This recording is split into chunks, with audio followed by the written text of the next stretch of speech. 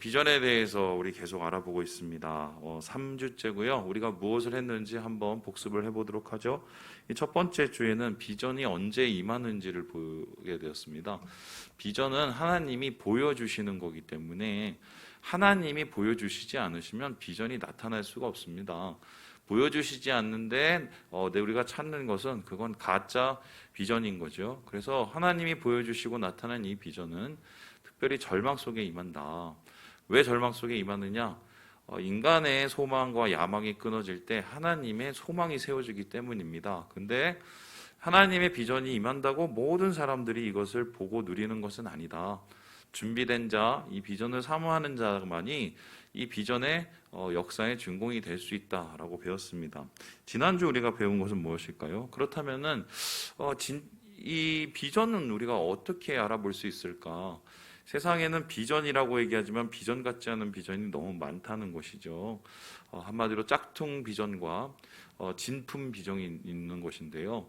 이것을 구분하는 법, 그것은 마치 다이아몬드 구분하는 것처럼 진짜 다이아몬드, 천연 다이아몬드하고 아니면은 이 만들어진 다이아몬드, 인공 다이아몬드를 구별하는 법과 비슷하다. 그래서 야망과 소망이 구분돼야 된다. 야망은 우리의 욕심을 채우기 위한 것이고 소망은 하나님의 꿈을 세우기 위한 것인데 이거 부려져야 된다. 그리고 세상의 야망과 세상의 비전은 인정을 위해서, 인정받기 위해서 하지만 하나님이 주신 비전은 우리에게 순종을 위해서 허락하신다. 그리고 이 비전은 나의 때와 하나님의 때가 있는데 내 때를 조급하게 찾고 구하는 것은 그것은 세상의 비전이고 하나님의 때를 기다리고 준비하는 것이 이게 제대로 된 비전의 모습이다. 그래서 진짜와 가짜를 우리가 구별하고 진짜 비전을 삼아야겠다. 이 말씀을 함께 나눴습니다. 지금 오늘은 그렇다면은 본격적인 이야기로 도대체 그러면 비전이라는 것은 뭐냐? 비전이라는 것을 어떻게 찾을 수 있겠느냐? 아주 본질적인 얘기를 하려고 하는데요. 오늘이 제가 말씀 준비하면서 저도 지금 아직 어떻게 할까 지금 간단히 골랐는데 굉장히 헷갈려요. 이게 왜냐하면은 세계관도 가르쳐야 되고요. 그리고 이미와 아직이라는 또 굉장히 복잡한 신학도 이게 가르쳐야 비전을 알게 되거든요. 근데 이거 다 하다 보면은 제가 볼 때 한 학기가 다 지나기 때문에 간략하게 하지만 핵심적인 내용을 가지고 여러분하고 함께 나눠보도록 하겠습니다. 여러분 그 모든 그림에는 밑그림이 있죠, 그죠? 그냥 갑자기 무슨 우리가 뭐 유명한 화가라도 보면은 이 좋은 그림을 그리기 위해서 몇 번의 이 터치, 몇 번의 이 스케치를 통해서 그 위에 색이 덮여지고 그 위에 선이 가고 그 위에다가 명암이 가고 뭐 이런 것이 이어집니다. 마찬가지로 우리가 하나님의 비전을 찾고 우리의 비전을 찾을 때도 이 비전의 본이 있어요. 본을 떠야 돼요. 그 밑그림이 있는데요. 그 밑그림이 되는 말씀이 무엇이냐? 오늘 우리가 함께 살펴볼 이 6장 33절 말씀입니다. 우리 같이 한번 다시 읽어보도록 하겠습니다. 시작! 그런즉 너희는 먼저 그의 나라와 그의 의를 구하라. 그리하면 이 모든 것을 너희에게 더하시리라. 예수님께서 제자들을 다 모아놓으시고 세상 속에서 그리스도의 사람들은 어떻게 살아야 되는지를 얘기하면서 굉장히 가장 중요한 핵심적인 말씀을 이제 던지십니다. 우리 인생의 목표가 뭐냐? 우리 인생의 비전은 뭐냐? 우리는 무엇을 위해 달려가야 되겠느냐? 그러면서 주님께서 내놓으신 그 비전의 출발점이 바로 하나님의 나라다, 하나님의 의다라고 이야기를 하고 있습니다. 여기서 우리가 보아야 될 이 단어가 많이 있지만 처음 번째 저 노란 거 먼저라는 단어를 볼 거예요. 저 먼저라는 단어는 무엇이냐? 이 프로토네라는 단어인데요. 우선적으로, 제일 먼저라는 뜻이에요. 그러니까 우리가 이 세상을 살아가다 보면은 우선순위라는 게 있지 않습니까? 예를 들어서 뭐 이것 다음에 이것 하고 그것 다음에 요것 하고. 근데 이 세상에서 제일 먼저 구해야 될 것, 내가 먹고 자고 쓰고 벌고 하는 모든 것들에 제일 먼저 우선이 되고 제일 가치로운 것이 바로 하나님의 나라라는 것입니다. 자, 그렇다면 이 세상 속에서 하나님의 나라가 아니라 다른 나라도 있다는 소리잖아요. 그죠? 그래서 사람들은 자꾸 세상의 나라 속에서 관심을 가지고 그것 속에서 먼저 그걸 구하고 그 다음에 하나님의 나라를 구할 수도 있다는 얘기가 됩니다. 특별히 예수님께서는 사람들이 대체적으로 하나님의 나라 대신에 먼저 구하는 다른 나라를 얘기하고 있어요. 그게 뭔지 아세요? 돈의 나라예요. 돈의 나라. 야, 돈이 이렇게 대단한 거구나. 이 돈이라는 단어가 이 성경에서 보면 맘모나스래요. 이 맘모나스가 뭐냐면 재물, 재력, 돈 이런 뜻도 되지만 맘몬이라는 돈의 신의 역할을 하기도 합니다. 여러분 이제 중국에 가면 거기에 보시는지 모르겠지만 무슨 관우 같은 애가 창을 하나 들고 앞에 막 돈이 막 이렇게 다발처럼 있는 거 보셨는지 모르겠어요. 그 가다 보면은 모든 거의 그 식당마다 그 관우 이 상이 있는데 이게 관우 아니냐고 물어보면 제신이래요. 이 돈의 신이라는 거예요. 이게 뭐 하냐? 아침마다 거기다가 이 향을 피워서 이 제사를 지내면 그날 돈을 많이 벌게 해준다는 거예요. 그래서 이 돈이 세상에서 제일 최고의 신이라고 예수님께서 생각을 하고 사람들은 하나님의 나라보다는 돈의 나라에 더 관심을 가지고 있다고 생각을 합니다. 목사님, 저는 이렇게 별로 돈 좋아하지 않는데요. 돈을 뭐 필요한 건 사실이지만 저는 목은 안 매이다. 이렇게 말하는 순수한 분도 있겠어요. 근데 인류의 역사에서 돈이라는 것이 가지고 있는 비중은 뭐냐면요. 돈과 신의 가장 공통점이 있습니다. 뭐냐면 모든 가치를 환산하는 기준이에요. 이런 겁니다. 미국에 가면 이래요. 뭐 어떤 사람은 청소부를 하지요. 어떤 사람은 정비공을 합니다. 어떤 사람은 변호사를 합니다. 자, 어느 직업이 제일 좋은 직업이고 어느 직업이 제일 귀한 직업일까요? 보통 사람들은 생각하기를 복잡할 수 있어. 어떤 사람은 그래도 막 자기 일을 가지고 최선을 다해서 정비를 하는 사람이 낫지 않아? 어떤 사람은 그래도 나가서 깨끗하게 청소를 하는 그분이 훨씬 더 나을다 이렇게 생각하지만 모든 사람들은 미국에서 그렇게 생각 안 합니다. 최고의 직업은 뭐예요? 돈 많이 주는 직업이에요. 그래서 미국에서는요, 유럽에서도 하지 않는 인사를 하는데요. 너 뭐해? 얼마 벌어? 얘기를 물어요. 얼마 벌어가 그 사람의 인생 가치를 정하는 거예요. 어떤 내용을 가지고 어떤 마음으로 어떤 것을 향해서 소중하게 살아가는 게 중요한 게 아니에요. 내가 하고 있는 모든 일과 모든 삶의 가치를 환산하는 게 돈이 되어버린 세상이에요. 그래서 돈에 되어버린 세상은요, 돈을 추구할 수밖에 없어요. 왜냐하면 그거를 붙잡아야 내가 모든 것을 가질 수 있고 모든 것의 최고가 됐고 인정을 받을 수 있기 때문에 아니겠습니까? 그런데 예수 믿는 사람은 먼저 돈을 구하는 게 아니라 뭘 구해요? 하나님을 구합니다. 이 소리는 뭐냐면 돈이 이 세상의 모든 가치의 환산 기준이 아니라는 것을 우리는 인정하는 거예요. 그리고 이 세상의 모든 가치의 기준이 뭐라고요? 하나님이라는 거예요. 그래서 하나님이 제일 원하시는 일을 하는 게 그게 최고인 거예요. 그리고 하나님이 제일 싫어하는 일을 안 하는 게 그게 최고인 거예요. 그래서 우리가 비전을 하거나 어떤 일을 하거나 어떤 계획을 세우거나 소망을 품을 때 먼저 하나님 나라, 하나님이 원하시는 것을 우리가 그 소망과 꿈을 같이 꾸어야 된다고 오늘 예수님께서 이 말씀을 통해서 이야기를 하고 있는 거예요.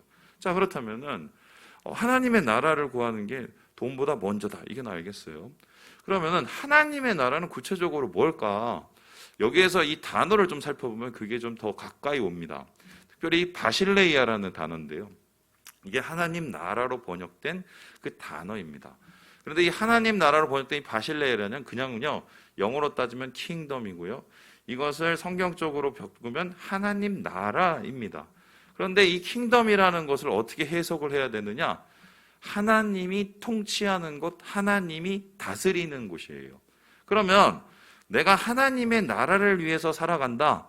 나의 비전의 밑그림은 하나님 나라다. 이런 뜻은 어떤 뜻이냐면 내가 있는 그곳이 하나님이 다스리는 곳, 하나님이 왕이 되는 곳, 하나님이 기뻐하는 곳이 돼야 된다는 말입니다. 아무리 세상에서 가치 있고 존중되고 최고의 직업과 최고의 가치를 가지더라도 그곳에 하나님이 안 계시면 그것은 전혀 쓸데가 없는 것이에요. 반면에 아무리 하찮게 보이고 세상 사람들이 소중히 여겨 보이지 않겠지만 그곳에 하나님이 있고 하나님의 다스림이 있으면 어떻게 해요? 하나님의 나라가 이루어진 겁니다. 그래서 하나님의 나라는 보이는 게 아니에요. 바로 우리들이에요. 하나님의 백성이 있는 곳, 그곳 속에서 하나님의 영광을 위해서 살아가는 것, 그것이 하나님 나라인데요. 오늘 예수님께서는 내가 있는 그곳에서 하나님 나라를 이루어가면서 하나님 다스림을 이루어가면서 하나님이 원하고 하나님이 바라시는 일을 이루어가라. 우리에게 이렇게 이야기를 하고 있습니다. 그래서 하나님의 나라를 이루기 위해서는 세 가지가 필요해요. 여러분 잘 아시는 건데요. 우리 첫 번째 같이 한번 읽어보도록 하겠습니다. 시작. 하나님 나라는 믿음이다. 잘 보여주세요. 사도행전 14장 22절 말씀을 같이 한번 읽어보겠습니다. 시작. 제자들의 마음을 굳게 하여 이 믿음에 머물러 있으라 권하고 또 우리가 하나님의 나라에 들어가려면 많은 환난을 겪어야 할 것이라 하고. 하나님 나라가 내 삶 속에 이루어지려면 뭐가 필요하다고요? 믿음이 필요하대요. 왜 이 믿음이 필요하느냐? 어떤 믿음이 필요할까요? 이 믿음이라는 것은 다름 아니라 내가 구원받았다는 믿음이고요. 하나님이 나를 붙잡고 계신다는 믿음이고요. 그리고 반드시 나를 통해서 하나님의 역사가 일어난다는 믿음입니다. 특별히 이 얘기를 하였던 이 바울은요, 당시에 전도여행을 다니면서 수많은 핍박 속에 있는 교회들을 위로하면서 이 얘기를 했어요. 우리에게 예수 믿는 믿음, 하나님 나라를 위해서 살아가는 이 믿음을 위해서 여러 가지 환난과 핍박이 있겠지만 더욱 믿음이 굳어져야 하나님 나라를 이룰 수 있다고 이야기를 했습니다. 오늘날도 똑같아요. 여러분은 돈을 믿습니까? 하나님을 믿습니까? 여러분은 하나님의 구원을 믿습니까? 세상이 줄 수 있는 기쁨을 믿습니까? 오늘 하나님께서는 동일하게 우리에게 밀어보시고 우리에게 진짜 믿음이 무엇인지를 원하시는데요. 이 믿음이 있어야 하나님의 나라가 이루어진다라고 하고 있습니다. 이 대표적인 믿음을 통해서 이루어진 하나님의 나라가 누구입니까? 바로 아브라함이에요. 다음 그림에서 보시는 건요. 여러분, 아브라함이 왜 믿음의 조상이 되었습니까? 그를 통해서 왜 이스라엘이 세워졌나요? 그를 통해서 왜 예수의 나라가 세워졌습니까? 단 하나예요. 이 사람이 잘나서 그런 게 아니에요. 이 사람이 아니면 돈이 많아서 그런 게 아니에요. 이 사람이 믿음이 있었기 때문입니다. 어느 정도의 믿음이었나요? 하나님의 나라를 믿고 하나님의 말씀을 믿고 자기 본토와 친척과 아비 집을 떠났고요. 하나님을 믿고 자기에게 있는 그 마지막 아들 한 명을 주님께 바치고자 하는 그런 대단한 믿음이 있었습니다. 그런 믿음이 있었던 이유는 하나님이 반드시 나를 붙잡으신다는 것과 나를 놓지 않으신다는 것과 나를 하나님께서 기뻐하신다는 것과 나를 통해서 하나님이 역사하신다는 것을 확신을 가지고 믿었기 때문이에요. 오늘도 하나님께서는 하나님의 나라를 이루어가기 위해서 우리에게 이 믿음을 갖기 원합니다. 돈으로도 못 가요. 하나님 나라. 뭘로 가요? 믿음으로 갈 수 있는 나라. 믿음으로 오늘 이루어질 수 있는 나라가 바로 하나님의 나라라는 것입니다. 둘째로 이 하나님의 나라는 어떤 나라가 무엇이 필요할까요? 우리 같이 한번 읽어보겠습니다. 시작. 하나님의 나라는 소망이다. 하나님이 다스리는 통치하는 이 나라는요, 믿음을 통해서 이루어지고 소망을 통해서 이루어진다고 이야기를 하고 있습니다. 우리 함께 우리 누가복음 17장 20절 말씀을 같이 한번 읽어보겠습니다. 시작. 예수께서 대답하여 이르시되 하나님의 나라는 볼 수 있게 임하는 것이 아니요 또 여기 있다 저기 있다고도 못하리니 하나님의 나라는 너희 안에 있느니라. 어떤 바리새인이 찾아왔어요. 예수님을. 예수님, 도대체 하나님 나라 계속 그러는데 하나님 나라는 언제 오는 겁니까? 이 소리는 뭐예요? 못 믿겠다는 거고 보여달라는 겁니다. 그랬더니 예수님께서 대뜸 그 바리새인에게 대답을 어떻게 하셨냐면요. 하나님 나라 이미 임했는데? 어디요? 내가 볼 땐 아무것도 안 임했는데요? 그러면서 얘기하는 게 너희 안에 있어 라고 얘기했어요. 너희 안에 있어. 이것은요, 중요한 게 뭐냐면요, 하나님 나라에 두 가지의 시제가 있다는 거예요. 이게 무슨 소리냐? 하나님 나라는 이미 임했고 하나님 나라는 아직 임하지 않았다는 거. 이게 굉장히 좀 복잡한데요. 그림을 한번 보여드리도록 하겠습니다. 뭐 이런 겁니다. 이 세상에 원래 하나님이 아름답게 세상을 지었어요. 그래서 그곳에 에덴을 만드시고 아담을 넣으셨어요. 그런데 아담이 죄져갖고 그 하나님 나라가 완전 엉망진창이 돼버린 거죠. 막 그냥 찌그러진 거예요. 이렇게 완전 찌그러졌는데 이 망가진 이 하나님 나라를 하나님께서 회복시키기 위해서 몇천 년을 계획을 만드셔서 예수님을 보내셨습니다. 그리고 예수님의 십자가의 사건을 통해서 어떻게 해요? 구원을 이루시고 하나님이 다시 이 세상에 개입하셔서 통치하시는 하나님 나라를 회복을 시켰어요. 이렇게 회복을 시켰어요. 근데 이게 아직 완전히 이루어진 게 아니에요. 언제 이루어지느냐? 하나님께서 다시 이 세상에 예수가 임할 그때에 완전한 영광의 나라가 임해지는 겁니다. 그래서 지금 하나님 나라는요, 이미 이루어졌는데 그 영광을 향해서 열심히 달려가고 있는 거예요. 그러면 이 상황 속에서 우리는 어찌 해야 되느냐? 나를 통해서 이루어갈 하나님의 나라를 만들어가는 거예요. 그게 바로 하나님 나라의 소망이고 비전인데요. 그래서 이 말씀을 통해서 예수님이 이렇게 이야기를 합니다. 우리 함께 바울의 이야기를 같이 한번 읽어보도록 하겠습니다. 로마서입니다. 시작. 다만 이뿐 아니라 우리가 환난 중에도 즐거워하나니 이는 환난은 인내를, 인내는 연단을, 연단은 소망을 이루는 줄 알미로다. 하나님 나라를 바라보면서 하다가 열심히 주의 나라를 위해서 일하고 또 봉사하고 헌신을 하는데 때때로 막 소망이 무너지고 절망할 때가 있단 말입니다. 그런데 그러한 사람들에게 바울이 말하기를 절대로 실망하지 말라고 얘기했어요. 왜냐하면 이게 하루아침에 완성되는 것도 아니고 결국은 완성되는 거고 오늘 나의 삶 속에서 이미 이루어지고 있는 것이기 때문이라고 말을 합니다. 이런 거예요. 내가 하나님 나라를 위해서 내가 우리 교회를 정말 주님이 기뻐하시는 교회로 만들어야지. 그래서 정말 이 교회를 통해서 하나님이 영광 받으시게 만들어야지. 제가 이 마음을 갖고 우리 교회에 왔습니다. 그런데 이제 이 마음을 갖고 처음에 부푼 마음에 어떤 생각이 있었냐면 무조건 300명을 만들어야겠다. 이 300명을 만들면 할 수 있는 일이 엄청 많다. 선교사 파송할 수 있고 나중에 300명이 넘으면 교회를 둘로 쪼개서 이제 분립도 건강하게 할 수 있고 막 머릿속에 막 여러 가지 막 생각을 가지고 있었어요. 그런데 그래서 그 당시 제 생각이 뭐냐면 어떻게든 빨리 300명을 만들자. 시간을 무조건 빨리 무조건 300명 머릿속에 300명 생각밖에 없었어요. 근데 그 300명을 만들어고 이분도 초대하고 저분도 초대하고 막 그랬더니 이제 사람이 막 늘어난 겁니다. 참고로 말씀드리면 이때까지 우리 교회에 오셨다가 갇혔던 분 다 합치면 300명이 훨씬 넘어요. 근데 이상하게 갖다만 놓으면 되는 줄 알았어요. 그러면 이제 하나님이 역사하시고 막 되는 줄 알았는데 이렇게 싸우고 나가 저렇게 싸우고 나가 있는 사람도 또 싸우고 나가 막 이런 게 일어나니까요. 나중에는요 머리가 복잡해지면서 도대체 나는 뭐냐. 야 이거는 하나님이 별로 역사를 안 하시고 소망이 그쳐졌는가. 야, 하나님 이거 우리 교회에 희망이 없나? 내가 잘못됐나? 막 이런 생각을 진짜 많이 하고 막 몇 년을 보냈거든요. 근데 나중에 제가 안 사실이 있어요. 하나님께서 나중에 우리 교회를 축복하셔서 큰 교회를 만드실 수도 있겠죠. 예. 제가 아니라 그 다음에 목사님이 더 좋으신 분이 오셔서 그럴 수도 있어요. 그리고 정말 하나님께서 함께 해주셔서 교회를 정말 건강하게 분립해 주실 수도 있겠어요. 그거는 근데 중요한 게 아니에요. 하나님께서 어떻게 하시든 그건 중요한 게 아니에요.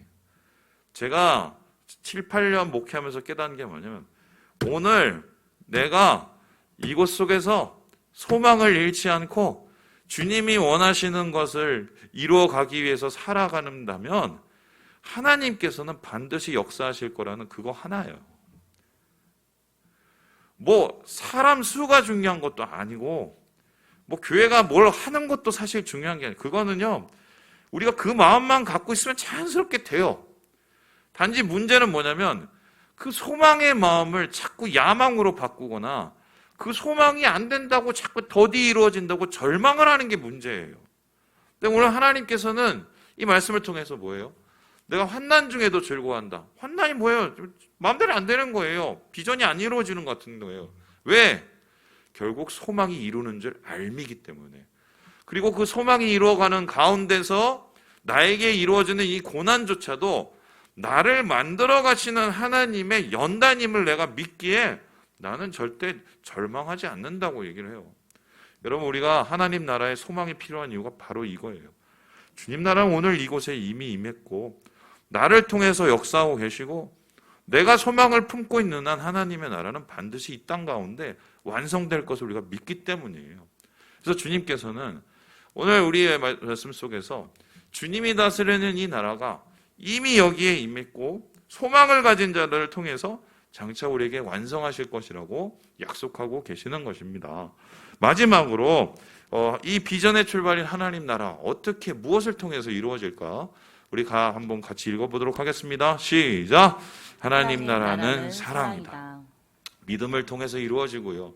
소망을 가진 자를 통해서 이루어지고요. 하나님 나라는 사랑을 통해서 이루어집니다. 우리 함께 요한일서 4장 16절의 말씀을 같이 한번 읽어보겠습니다. 시작! 하나님이 우리를 사랑하시는 사랑을 우리가 알고 믿었노니 하나님은 사랑이라. 사랑 안에 거하는 자는 하나님 안에 거하고 하나님도 그의 안에 거하시느니라. 예수님께서 하나님 나라를 위해서 열심히 사셨습니다. 30년은 준비했고 3년은 공생애로 사역을 했어요. 자, 그럼 우리 생각에 예수님께서 3년 동안 공생애 사역을 하시고 딱 했으면 이 세상에 아무리 목사님들이 뛰어나고 목사님들이 아무리 설교를 잘해도 예수님처럼 설교 잘하는 사람이 어디 있겠어요? 예수님처럼 뛰어난 사역을 하신 분이 어디 있겠어요? 그러면 우리 생각에 예수님 최소 한 10만 명은 모으셨겠지? 최소 그 땅에 정말 놀라운 역사가 이루어지겠지? 근데 어떻게 끝이 났습니까? 예수님이 마지막 만찬을 할 때 고작 남은 사람은 12명이 전부였고요. 그 12명 중에서 한 놈은 배신하고 도망간 놈이. 심지어는 나중에 예수님께서 잡히실 때가 되니까 나는 주님을 위해서 죽겠다고 얘기한 그 베드로조차도 끝까지 남기는커녕 도망치고 뺑소니 꽁무니를 뺐어요. 예수님의 사역 결과가 빵이에요. 빵. 없어. 그러면 예수님은 어떤 의미로 보면은 비전이 안 이루어진 거고 이 땅 속에서 헛고생만 하시는 거거든요. 그런데 예수님이 그게 아니라고 하세요. 왜냐하면 예수님의 마지막 만찬 때 그것이 나타나는데, 얘들아, 내가 너희들에게 끝까지 남길 게 있어. 너희가 다른 건 다 잊어도 요거 하나만 기억하면은 나는 성공이야. 나는 잘하고 가는 거야. 이렇게 얘기했어요. 뭐랍니까? 예수님께서 꿇어앉으셔서 제자 발을 씻기시고, 그죠? 그 더러운 발을, 종이나 하는 그 짓을 예수님이 다 발을 씻기십니다. 니네 봤지? 내가 선생인데 니네 발을 이렇게 씻어줬잖아. 제일 더러운 발을. 그러면서 뭐랍니까? 너희도 서로 발을 씻겨줘야 돼. 그리고 빵을 떼십니다. 야, 이거 먹어. 이거 내가 니네들 위해서 찢길 내 살이야. 또 잔을 나누세요. 이거 먹어, 마셔. 야, 이거 피야, 피. 내가 니네들 위해서.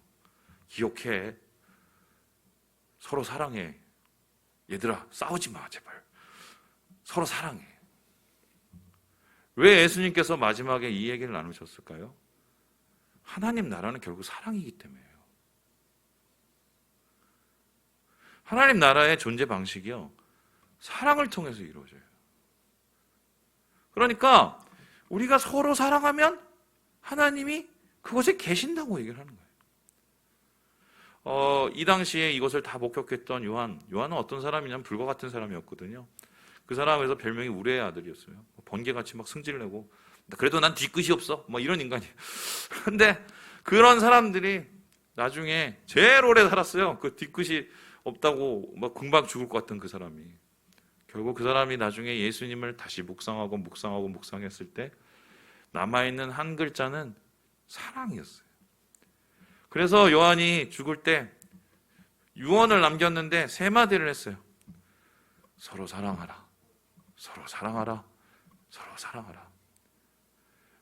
하나님은 사랑이시기 때문에, 사랑하면 하나님이 계시기 때문에, 그것이 바로 하나님 나라기 때문에.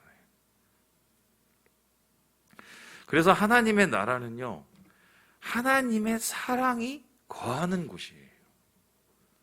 그럼 하나님의 사랑은 어떻게 거할까요? 하나님이 우리를 사랑하셨듯이 우리도 사랑하면 돼요. 예수님께서 우리를 사랑하셨듯이 사랑하면 그게 하나님의 나라가 이루어지는 거예요. 예수님께서 어떻게 사랑을 하셨습니까? 너 뭐 하다 왔어? 저 어부인데요, 어부. 너 돈 얼마 벌었니? 예, 저희 연봉이 한 2천 되면 2천 너 저쪽으로 가. 너 뭐야 너? 저 셀인데요. 너 들어온 놈이잖아. 야, 저쪽으로 가. 너는 뭐야? 저는 그냥 저 데모 열심히 하다 왔어요.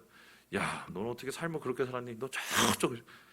그렇게 따지기 시작하면 예수님 주위에 남아있을 사람이 한 명도 없었어요.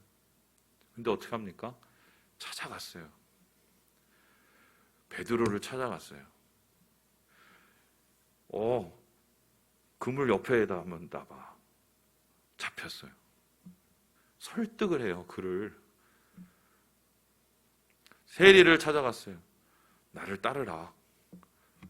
놓고 와요. 삭개오를 찾아갔어요. 내가 오늘 너희 집에 거하겠노라. 있는 모습 그대로 사랑하셨어요.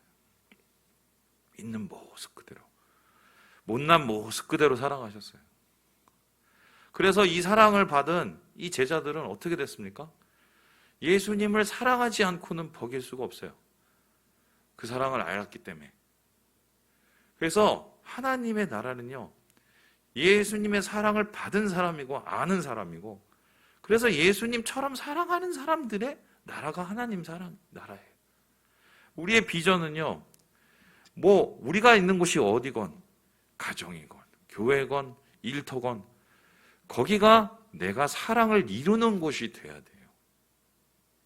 사랑으로 그것을 주님을 위해서 감당하는 곳이 돼야 돼요. 식당을 하는 게 중요한 것도 아니고, 내가 무슨 변호사가 되는 게 중요한 것도 아니고, 내가 무슨 좋은 대기업에 다니는 게 중요한 게 아니에요. 중요한 건 거기서 내가 사랑으로 견뎌내고 믿음으로 견뎌내고 소망으로 그것을 내가 이루어갈 수 있느냐가 또 중요한 거거든요. 오늘 주님께서 우리에게 말씀하십니다. 하나님 안에 거하는 것은 사랑 안에 거하는 것. 내가 너희를 사랑한 것 같이 너희도 서로 사랑할 때 주의 나라가 그곳에서 이루어지고 하나님의 비전이 이루어진다고 말씀하고 계시는 것입니다. 말씀을 마칩니다. 주님이 다스리는 나라는 우리의 비전의 밑그림이에요. 우리가 무엇을 하던 어디에 있던 바로 그 하나님의 나라를 위해서 살아가는 게 우리 비전의 출발이어야 됩니다. 믿음으로, 소망으로, 사랑으로 그것을 우리가 향하고 바랄 때 하나님께서는 그곳이 바로 주의 꿈과 소망을 이루어지는 곳이 되게 하실 것입니다. 주의 은혜로 이 비전을 찾으시고 이루시고 하나님의 나라의 주인공이 되시는 우리 모든 형제 자매들 되시길 주님의 이름으로 축원합니다. 기도하겠습니다.